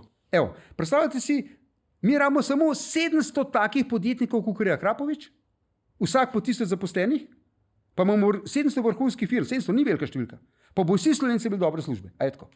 Evo, tukaj bi mogli nekaj. In klej se mi zdi, klej ima pa nekako to nam ne gre dobro. Posameznik se bo znajdel, mogoče smo premalo ambiciozni, to gotovo, ker ni toliko lik takih, kot Krapovič. Pač, kaj je to? SP mentaliteta slovenska. Važno, da imam Mercedes zato, da mi je sosed fouš, jadrnico na morju, pa vikendico na Hrvaškem, pa še tisto mi bo porušili, po četrtek grem že dol, zato zakaj pa se zmatru. Vse sem imam fajn. Evo, klej, recimo, jaz trdim, da naši slovenski tajkuni, ki jih vsi šimfajo, so naredili največjo napako to, da so bili premalo ambiciozni. Preveč so bili skromni. Lete, en tajkun je rekel, jaz bom to firmo direktor, bom firmo privatiziral, tudi če firma propade na koncu, jaz par milijončkov dobim, sem vam čist fajn. Če bi jaz bil na njihovem mestu, jaz bi rekel, ta firma, koliko je vredna 100 milijonov, jaz se bom poprihvatil, naš dam za ozajno, ampak pol bom zdaj naredil firmo, ki je vredna milijardo. No, in če bi naši tajkuni tako razmišljali, bi imeli v Sloveniji multinacionalke, pa vsi bi dobro živeli. Ja, ampak oni so razmišljali samo, kako bodo postali lastniki, nič niso podali v razvoj. Znajdeli so se za sebe, ne pa za vse. To je to. So izjeme, valjda svetle izjeme, ampak evo, to je ta problem. Tudi recimo Slovenci pravimo, mi podpiramo, da bojo tujci prišli noter. Pa ene dva taka butasta zakona sprejmemo, da se to ne splača. Mi bomo podpirali znanost in razvoj, pa spet neke socialne kapice, pa se tam kregamo, a bo on dobil jure več ali ne bo jure več dobil. Tako da vse, kar mi mislimo, da dobro hočemo, kako že rekel, tisto, kar postavimo zriti podremo. Evo, točno to. In pač to je del naše slovenske kulture rata. Zdaj pač spet, ne slabega, ampak jaz bi rekel tako, bodimo pošteni, pa dajmo to reči. Ne govoriti, se mi bomo druga Švica reči. Dajmo reči, v redu, pač taki smo Slovenci, do sem smo, tako kulturo imamo in dajmo pogledati, kaj pa, kakšen tip biznisa bi pa s to kulturo dobro delali. Recimo, butasta ideja, ampak očitno mi nismo narejeni za to, da imeli neke velike multinacionalke, že Hrvati so boljši od nas, kupuje Mercator pa tako naprej, ampak smo pa mi res dobri privatniki, Slovenci, vsaki vas imate take SPE, pa pa Kovino Strogar, pa Mizar, pa tako naprej. Očitno smo mi bolj narod teh tam mehnih, ki se znajdejo. Dajmo najdeti, recimo, zdaj tole, trgovanje s CO2 kuponi ali pa recimo vodikova tehnologija, a ne bi bilo super, da bi mi vsakmu Slovencu, ki bi hotel, bi država rekla, klej ti dam eno škatlo, pa zdaj ti sam proizvajaš vodik, pa preprodaj ga. To bi popolnoma si dobro delali, ker to pa res znamo. Kaj pa vaše gonilo? Kaj vas vodi, da vztrajate v podjetništvu, da še naprej razvijate ideje, kako v tej pač s tem protonskim zdravljenjem raka, za delanjem programske opreme za jedrske pospeševalnike. Kaj je vaše gonilo? Jaz nisem normalen, to je simpel odgovor. Jaz nisem normalen. Eno ful dobro program sem enkrat poslušal na podiumu, to je ta konferenca startupa enega Američana, je rekel, ljudje pravijo, startupe hočejo videti zato, da bi obogateli, zato, da bi bili slavni. Rekel, bedarija. Če hočeš obogateti, pet raj v eno dobro plačno službo. Če hočeš biti slavn, pet raj za influencerja na YouTubeu in tako naprej. Je rekel, je en sam razlog, zakaj bi naredil startup. Zato, ker imaš v glavi eno idejo, ki jo enostavno ne moreš ne izvesti. In to je to. Jaz sem profuknil po domač povedan. Sorry na izrazu. Ne? Jaz sem pač nori, jaz bi kar nekaj naredil. Jaz vidim priliko, pa se mi škoda zdi te prilike ne delati. Sam je ne morem, pa druge ljudi navdušiti, da to delajo. Ne? Da to ni normalno obnašanje. Ne? Mislim, se med nami, pa zdaj ne sme tega niti reči, ne? Ampak v resnici vsak podjetnik mora biti tako mal psihopata ali ne, narcisista ali pa nek mal nor. Da lahko premika meje, da sprejme izzive. Da gre z glavo skozi zid. Bernard Shaw, poznate, on ima veliko teh aforizmov in en tak zelo znan njegov aforizm je The Unreasonable Man, nerazumni, takrat v tistih časih človek bi mogel zdaj reči, da smo politično korektni. On rekel tako, razumski človek pač gleda svoje okolje, vidi kakšno je in se mu prilagodi za to, da normalno živi. Nerazumen človek mu pa ni všeč njegov okolje in ga hoče skozi spreminjati in skozi nekaj drugače. Iz tega sledi, da ves napredek pride od nerazumnega človeka. To je to. Tako ljudi rabimo. Samo ne preveč, nekaj pa se med sabo skregajo. Umetna inteligenca. Ja. Koliko bo spremenila podjetništvo, družbo, bo nadomestila ljudi, neke poklice in ne bodo več obstajali? Gotovo bo torej zdaj tako. Sad iz nevarnosti umetne inteligence mene bolj skrbi naravno neumnost kot umetna inteligenca. Zakaj? Zato, ker če gledate vse tegobe tega sveta, vsi problemi tega sveta izvirajo iz ljudi. Če ne bi bilo ljudi, ne bi bilo menih problemov. Se strinjate z mano? Tako da, in v resnici, bodimo realni, ljudje nismo racionalna bitja. Mi mislimo, to je tako, kot se Sarano oblačila. Mi se delamo, da smo racionalni, sebe prepričujemo, druge prepričujemo, v resnici smo pa globoko iracionalni. Poznate te psihološke teste, da se možgani morda celo par sekund prej odločijo o nečem, preden mi sploh vemo, da smo se odločili. So delali poskuse za te funkcionalni MRI in so videli, da se tisti centri v možganih aktivirajo, ti dajo take preproste odločitve in se aktivirajo lahko celo par sekund prej, preden se naš neokorteks, zavestni možganov, odloči za nekaj. Pa nas se čustvo odloči. Lejte, avto, se ste gledali kakšen avto kupil, ženske kao izbirajo barvo, moški pa, parameter. Vi vidite avto, vam je všeč, pa gre se pa prospekt gledati, se tam zelo mehno, tale SUV BMW, tam ima samo 9 litrov porabe na 100, to je pa res ugodno, dajmo tega kupiti. Torej, vi ste se čustveno odločili, pa ste pa iskali racionalno pojasnilo. Zdaj pa sploh, ko živimo v tem post-resničnem svetu, alternative facts in tako naprej. Se vidite, tudi v politiki. Jaz imam eno stališče, pa si pa zmislim 5 stavkov, ki nima veze s tem, da trdim, da to je to tako. Dokaz, da smo ljudje absolutno iracionalni. Zdaj pa, ker se pa tega ne zavedamo, se pa delamo kao, se to je tako, to je drugače. Zdaj pa če si pa dober podjetnik, pa dober prodajalec, pa se tega zavedaš, pa se to lahko izkoriščiš v svoj prid. Prvič, sebe kontroliraš, da si neracionalen, pa malo paziš, kaj delaš, predvsem pa s tvojim sogovornikom nasprotno stranjo. In to dobri manipulatorji točno to delajo. Kaj se bo torej po vaše spremenila ta umetna inteligenca? Ne samo v podjetništvu, ampak tudi v družbi, v delovanju družbe, medijev, vseh sistemov. Tako popricam ne vem, Zdaj, bi karkoli povedal, pa se pametnega delu, ampak mogoče bo na koncu drugače. Torej, tako je, definitivno je, pač prva industrijska revolucija je nadomestila naše roke, tako malo eni pravijo, zdaj ta bo pa nadomestila naše možgane, kar mogoče ni slabo. Na koncu bomo pač mi nekje tako kot v Matrici, če ste gledali, nekje imamo en oblaček čustev, ki smo nekaj zaželeli, bo pač umetna inteligenca tisto naredila za nas. Čustev pa ne bo imela umetna inteligenca. Tle smo bili ljudje mojstri. Žal. Kakšna je vaša vloga vašega podjetja pri gradnji jedrskega fuzijskega reaktorja ITER? Po mnenju mnogih gre za najpomembnejšo znanstveni podvig v zgodovini. Največji, mogoče najpomembnejši, ampak to je največji znanstveni projekt v zgodovini človeštva. Približno 40% od celotne svetovne populacije skozi svoje vlade sodeluje na tem. To je sodelovanje 7 partnerjev, en partner Evropska unija, torej vseh 27 članic, 28, pol Združene države Amerike, Kitajska, Japonska, Rusija, Indija pa Koreja. Te države skupaj na tem delajo. In zato je to tak mega projekt, ki po eni strani ne samo znanstveni, ampak tudi sociološki eksperiment. A je možno, da take države sodelujo, da ljudje z različnimi kulturnimi in znanstvenimi ozadji lahko sodelujo. Zdaj pa kaj pa pomen tega eksperimenta? To je ta fuzija, ki smo rekli. Tam nekako ta eksperiment naj bi omogočil, da dosežemo to, da zlivamo jedra vodika, in pri tem pridobivamo energijo. In če nam bo to ratalo, seveda pomeni, da bomo imeli neomejen vir energije na svetu. In tudi, če ITER kot projekt ne bo uspešen, ne, se je tam toliko znanja ustvarili, da potem bojo ljudje delali start-upe, tisti, ki so bili tam, a pa že obstoječe start-upe, bojo ljudi zaposlili, ne, in bo naslednja generacija iz tega nekaj naredila. Je po vaše to, da ste fizik prednost pri vašem podjetništvu, pri menedžiranju in tako naprej? Jaz mislim, da je, torej, spet so različne prednosti, ne, ampak kot fizik sem že bil tak, a pa sem se naučil sistemsko razmišljati. Ne.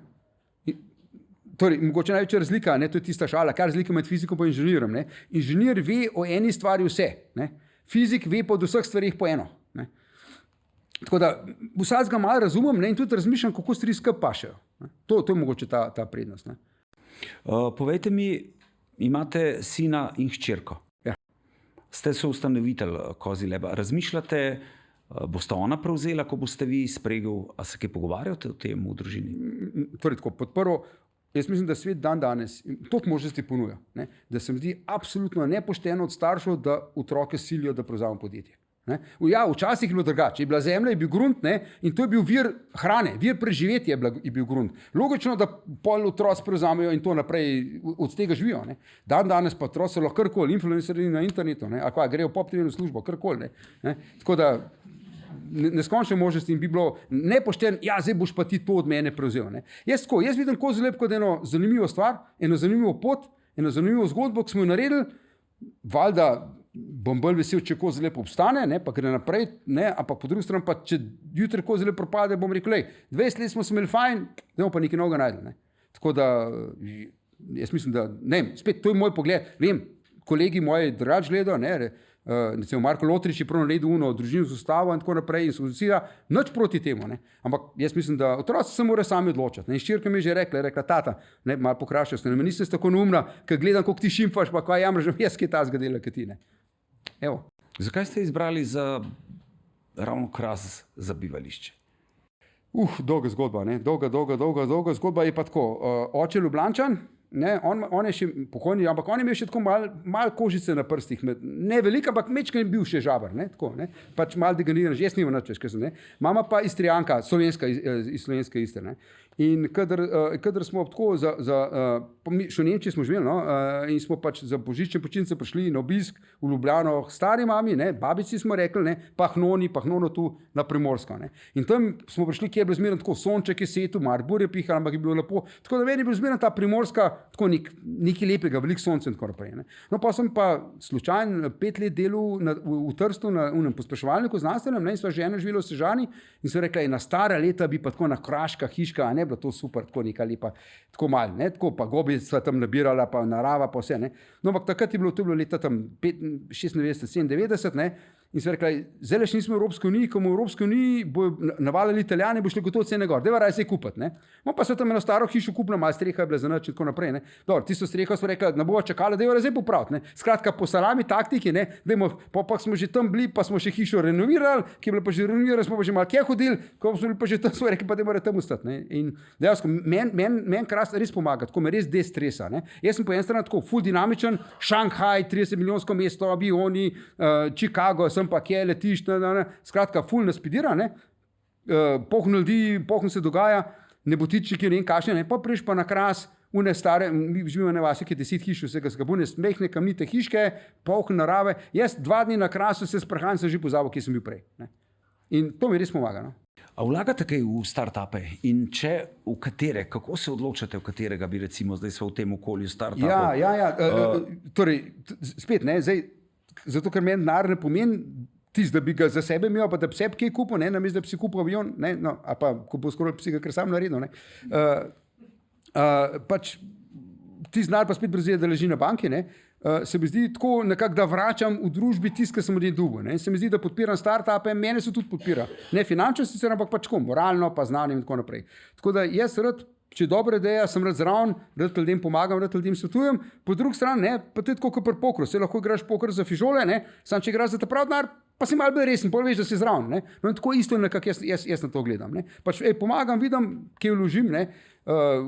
Pa ne vem, par let nazaj smo imeli več dobičkov, pa sem lahko malo več vlagal, zdaj zadnjih 5 let smo imeli v mislih eno majhno krizo tudi finančno, pa zdaj ful razvijamo ta projekt za Majo, tako da brez denar si ne izplačujemo več dobička več, ne. Ampak vsake toliko, če je kakšen zanimiv projekt, recimo, zdaj sem v 2 švicarskih startupih, sem celo gotovo zadnjič na vašem prejšnjem podcastu, da sem zdaj investiral isto, kaj tudi bo skoro investiral. Se pravi, ima ta podoben občutek, kaj je perspektivno. Zdaj, ki se rekel, če ono, jaz ne verjamem, evo, jaz upam njegovemu občutku. Dobro. Gremo k vprašanjem publike. Zakaj ste svoje podjetje usmerili ravno v medicinsko fiziko in astronomijo? Zdaj, tako, začeli smo s tem, ne, torej, to zmeraj povem. En podjetnik rad je človek, ki je nek 10-20 let nekaj delal, se naučil zakonitost tega biznisa in ugotovil, da pismo to se da pa boljš delati in jaz bi lahko s tem služil. Celo tisti mulci, ki pišejo računalniške igrice, ne, pred 20, on se je že pred 10 letih začel igrati igrice, pa ima idejo, kako bi lahko še eno boljšo igrico naredil. Ne. No in jaz sem bil pač 20 let znanstvenik in se potem pač začel mojim kolegom znanstvenikom ponuditi storitev, ki so oni mogli prej sami delati. Ne. Prej so vsi fiziki sami programirali in so rekli, zakaj bi vi sami programirali, dajte raje fiziko delati, ne, to programiranje en del pa lahko nam prepustite. Tako sem noter prišel v to zadevo. Ne? Tako sem začel delati software za pospeševalnike. In to je enkrat. Ne? Enkrat v življenju lahko svoje socialno mrežje pretvoriš v biznis. Če bi si že čist nov biznis, bi bil to krupa kot kdorkoli drug. Klej pa nisem bil, ker sem res poznal in dejavnosti in ljudi. Smo firmo ustanovili leta 2000, mi smo jo v novembru ustanovili, 2001, decembra je bila neka konferenca v San Jose, Amerike, ne, pridem na konferenco in grem, hej ti, kolega, kako je skemar, veš kaj, sem firmo ustanovil, imaš kaj dela zame. Ne? In smo začeli fehtariti kolege, tako, ta prvi mi dal 10,000 frankov, da smo nek prototip naredili, pa en Američan mi dal 23,000, mislim dal, naročil, ne, naročilo, za 23,000 $, pa en angleški kves ima pa nov projekt, ima pa 40,000 funtov in tako smo počasi tukaj noter prišli. Ne? No, in tako smo postali strokovnjaki za pospeševalnike. Potem pa pride k meni en drug, en Nemec, pa rekel, fantje, vi delate pospeševalnike, a bi vas zanimali tudi delati software za medicinske pospeševalnike. Ne? A to znate? Da znamo. Ne? Če si startup, mislim. Oziroma, imamo samo dobavno v roki 2 let, ker vemo, da moramo 2 let, da bomo to naštudirali. Recimo, tako, ne? In pa smo videli, če hočeš na to res vornik delati, mora pa naštudirati tudi medicinske aspekte. Ne? In smo se pa tudi takoj prijavili za to medicinsko certifikacijo. Ne? Tako da to je v bistvu naša ideja. Ne? Nekaj znaš, potem pa iščeš eno sosedno domeno, pa reči, čakaj, to je pa zelo podobno, ker temu, kar že znam. Problem je referenca, tako da prvo stranko moš malo nafoflat, ali prijatelj, pa ti da biznis, ali jo pa ne tegneš, da se delaš, da imaš reference, ali pa sam dobro prodajalec, pa to je že naslednja referenca. Ne. Je pa res, da imamo res vrhunske ljudi. No. Jaz imam res to srečo, ker sem začel, so ti študenti, ki so pri meni delali, res bili vrhunski, izjemni ljudje. Ne. In vse ste kako gliho, kot štriha, pa naslednja generacija tudi jih privabijo, pa delamo pa še toliko zanimive projekte, da spet druge dobre ljudi privabljamo. Ne. In se pa lahko jaz malo več upam. Ne. In to je dejansko, ne. Te je bilo veliko tega. Ne. Jaz pač grem, pa stranki prodam, poprej pa dam fanti, zdaj pa tole treba narediti. Oj, jeben ti mar, kaj si spet naredil. A boste znali? Lej, bomo, da ti sam prodaj, se bomo. Ne. Evo, in to je to. To je ta, bi rekel, dobra stran te ekipe, ne, da jim lahko zaupam. Ne. In pa gremo vsakeč v kaj noga. Naslednje vprašanje, kaj so bila največje razočaranja v podjetništvu? Kako ste se soočili s tem? Ja, torej, jaz ne maram, ko se reče rejection, ko se reče po slovensko, zanikanje, ne, kaj je? Zavrite, ne. Pač nimam debele kože, ne. Sploh pa če nekaj, v kar jaz verjamem, ne. In jaz sem svetu prepričan, da naša ekipa, ne, firma, lahko stranki nekaj boljše naredimo, kot bi sama, ne. Tako da mene vsaka zavrnitev pri prodaji še zmeraj boli, ne, recimo. Ne. Tako. Zdaj, prav, da sem bil pa prav razočaran, je pa definitivno to, no, da sem jaz to napako delal, da sem, pač, kot sem že prej rekel, ne, preveč ljudi po sebi sodil. In to je narobe. Na koncu, če kdo meni nekaj naredi, sem jaz užaljen na onega človeka. Ampak moj racionalni del možganov reče, Mark, sam si kriv, ne? Kaj si pa pričakoval nekaj, ki bi moral drugače narediti. Ne? Ampak po drugi strani, all in all, to, kar sem jaz rečel v življenju, ne vem, komu sem za to zahvaliti. No. Tako da tudi v biznisu v resnici, zdaj Bill Gates je že v vrtcu vedel, da bo treba PC delati, Steve Jobs še preden se rodil, je že sanjal v mobitelih, to piše v teh knjigah. Jaz temu ne verjamem. No. Jaz mislim, da tako, v biznisu, predvsem, tako, če kaj narata, si sam kriv, če ti parata, je pa to stvar sreče. In če tako gledaš na svet, pa si tudi malo bolj skromen. Ne? Je pa res ena stvar, en dober podjetnik bo srečo zagrabil za čop takrat, ko vidi, en slab podjetnik pa tega sploh opazeno bo, da mu je sreča manj prišla. To je to. Ne? Kaj so najpogostejše napake, ki jih vidite pri mladih podjetnikih, kaj iz vaših oči delajo ali razmišljajo narobe, da jim recimo ne uspe? Zdaj tako.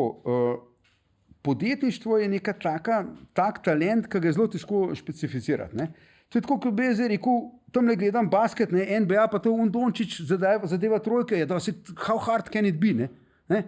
Tam s polovice igrišča, malo, dobro, s polovice treba malo bolj rukon, ampak kako to, da meni ponorata, ne? Ne? Očitno je talent neki, ne? In zdaj pri košarki zelo hitro vidiš, če imaš talent ali nimaš, ne? Trikrat vržeš pa vse fališ, ne? Še tabla nisem zadev, ne? Recimo, ne? Pri podjetništvu pa tega ne vidiš takoj, ne? Ne? Mislim, da so tukaj ljudje malo premalo samokritični, ne? Imam par ljudi poznam, ki so res brihtni, sposobni, ampak na kakim biznis ne gre. Pa so lahko vrhunski konsultanti, ampak niso pa dobri za podjetniki, ne? Pa niti sam ne vem, zakaj jim ne uspe, ne? In mislim, da tukaj morajo biti ljudje malo bolj samokritični in pogledati, vsak človek je za nekaj dober, pa vsak človek je na nekaj stvarih slab. In če mogoče nimaš tistega talenta za biti podjetnik, si bi lahko vrhunski človek, da podjetnika podpreš. Pa si pa najte enega tazga, pa z njim deli. Ne? Ne vem, če si dober finančnik, verjetno finančnik niso idealni za podjetnike, ker bolj številke pa to gledajo. Ne? Ampak lahko si pa tem finančnikom enemu startupu pa jim pomagaš, da ne bojo propadli, ker ne bojo denarja kontrolirali. Evo, to je po moje največja napaka, no? Da ljudje ne znajo točno oceniti, kaj je to podjetništvo, pa če so dobri za to. Ne, če je to presplošen govor, ker lahko če bolj v detajle. Mislim, da je bil kar dober, tako da se vam bom zahvalil, da ste bili naš gost. Hvala za povabilo. Pa za potrpljenje, da ste poslušali moje bedarije. Z veseljem, ampak končala sva pri startupih, vprašanjih iz publike, zato bomo zdaj pogledali, se nam bosta predstavila dva mlada akrobata, nekdaj Monoda, ki se je preoblikoval v Devesoft Monitoring in zdaj boste predstavila svoj produkt, svojo vizijo. Super, pa še enkrat hvala, da ste bili naš gost.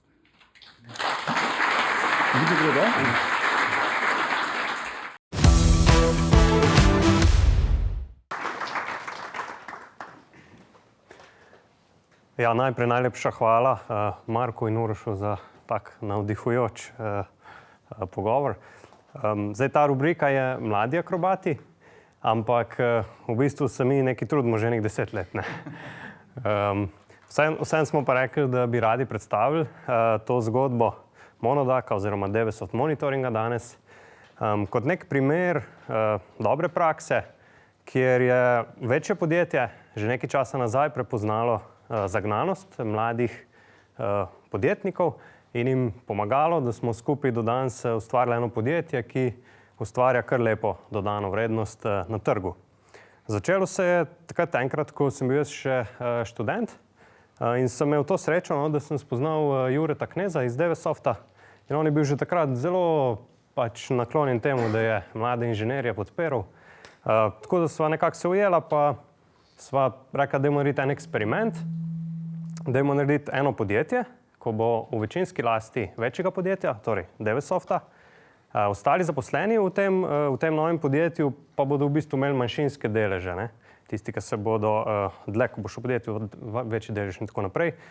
Za te deleže smo nekako po domače povedano delali nekaj časa skoraj zastonj in potem smo videli, kaj bo iz tega. Ne? Zdaj, to nismo dali ravno na papir ali pa, da bi neke silne pogodbe šli pisati. Nekako smo si segli v roko, smo začeli delati. Tudi ni bilo tako zelo pomembno, kaj točno bomo delali. Ne? Bolj je bilo važno, ekipa je bila bolj važna nekako od produkta. Ne? Neko zaupanje je bilo med nami in smo začeli. Ne? No in prvi poslovni plan je bil, da prodremo v svet nizkocenovnih merilnih naprav in jih ponudimo prek spleta, hobi uporabnikom, univerzam in tako naprej. In z tega je v bistvu nastal ta prvi produkt Monodak UX. In s tem se nam je tudi pridružil Rok Mesar, ki je takrat že imel kar nekaj izkušenj na teh trgih iz svojega prejšnjega startupa, tako da jih lahko danes tudi deli z nami zdaj in pove, kako smo se lotili te prve prodajne zgodbe. No, pozdravljeni tudi z moje strani. Jaz sem tudi solastnik podjetja Devesoft Monitoring in priključil sem se podjetju leta 2018, ki praktično sovpada, kot je že Dino rekel, z zaključkom razvoja tega inštrumenta, se pravi Monodak UX, ki je praktično multifunkcijski, se pravi večkanalni nizkocenovni proizvod. Ja, namen je bil takrat, da bomo pač naslovili s tem proizvodom trg izobraževalnih ustanov in pa do-it-yourself trg, se pravi trg hobistov.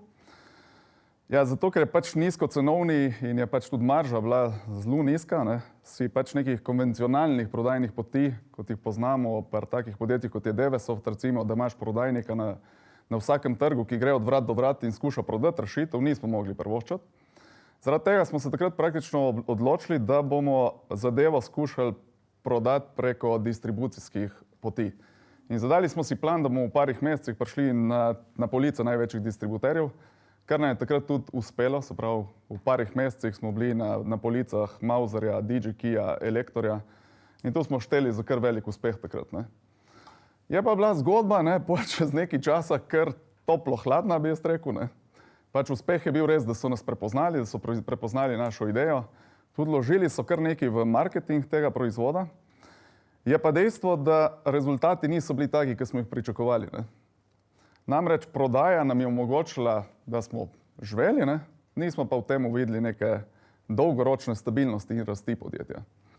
Seveda takrat smo se z Dinotom začeli spraševati, a je to res zgodba, ki smo jo hoteli, ali rabimo kakšen nov trg praktično odpreti, ne? In zelo kmalu so prišla do ideje, da bo treba še kaj narediti, ne? Ker dejansko rast prodaje ni bila takšna, kot smo jo pričakovali. Ja, pregledali smo kar nekaj trgov. Pač seveda so nas zanimali trgi, ki so dokaj veliki, ki imajo rast, ne.